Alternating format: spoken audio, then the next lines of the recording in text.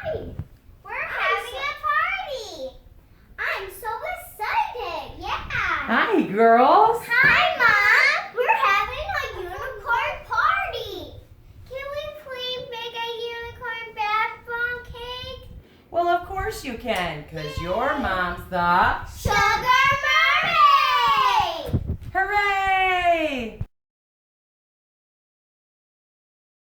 So for today's project, we're actually going to be making something I have not seen anywhere on the internet yet. I have not seen it on Pinterest or YouTube. Maybe I'm wrong, but I'm hoping that I'm the first one to break ground on this really, really cool idea. So today we're going to be making a birthday bath bomb cake. Today, the one we're making is a unicorn bath bomb cake or birthday cake, however you want to do it. So we're going to be using some melt and pour soaps to pour into these little unicorns that I found at a cake supply store, and these ribbons that I found at the cake supply store. Some melt and pour glycerin soaps. You can use any kind of melt and pour soaps you want. And I also want to remind people that if you have like a leftover soap from a previous project, like this one came from a Valentine's Day project I did, you can always just throw it right in there with the melt and pours and melt it down again. We never ever have scraps around here. I try and use everything again if possible. We're going to be having some food coloring. I have neon pink and neon green. If you do use food coloring, make sure that you only use a little bit so that you don't stain the tub or the skin. You can also use soap coloring, which is my preference for coloring. Mixing bowls. If you're just doing white, you can just use one mixing bowl, but if you're doing multiple colors, obviously you'll need multiple bowls. We're going to use some gloves, 2 cups of baking soda or sodium bicarbonate, 1 cup of citric acid, 1 cup of cornstarch or arrowroot powder, and this is my mystery ingredient. There is 1 cup of a mystery ingredient in here. I would like to know what your guys' guesses are down below in the comments. We do use a blender for this, so that is a hint. I'm interested to hear if you guys can figure out what mystery ingredient is.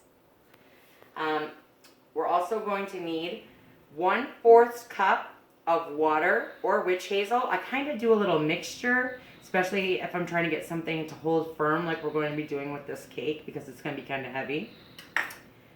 Also, glitter, of course. Everything's better with glitter, right? Especially unicorn cakes. So, one thing I want to point out to you guys is that you have got to use cosmetic glitter. Cosmetic glitter goes on your nails, goes on your eyes. You can buy it in packs like this on Amazon. Do not go to a craft store and just pick up any glitter or fine glitter that you see. That's really not safe to use for bath bombs or on your body. So make sure it's cosmetic glitter, which is really awesome and fun to use because it's glitter. So, we're also going to be using our Wild Watermelon by Eternal Essence. It's a scent fragrance oil. They were, I think, called P&J, and now they just switched their name. They make all sorts of fun things. And let me just say, this is obviously not an advertised video. People aren't advertising here, but I just want to make it clear that I love these guys. They make all sorts of fun scents like cotton candy, bubblegum, s'mores, chocolate, monkey farts. Today we're going to be doing wild watermelon because we're making a wild watermelon unicorn bath bomb cake that's going to rock.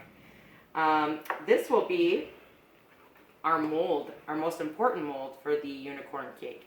It is a cake slice mold that you can find on Amazon.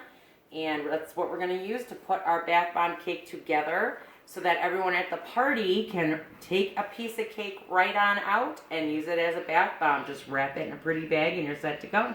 Or use it at the party. And then I think that we will be using some cupcakes. I have some leftover bath bomb cupcakes from my last event, and I think I'm planning on using them along with this birthday cake. So stay tuned because we're getting ready. I'm super excited.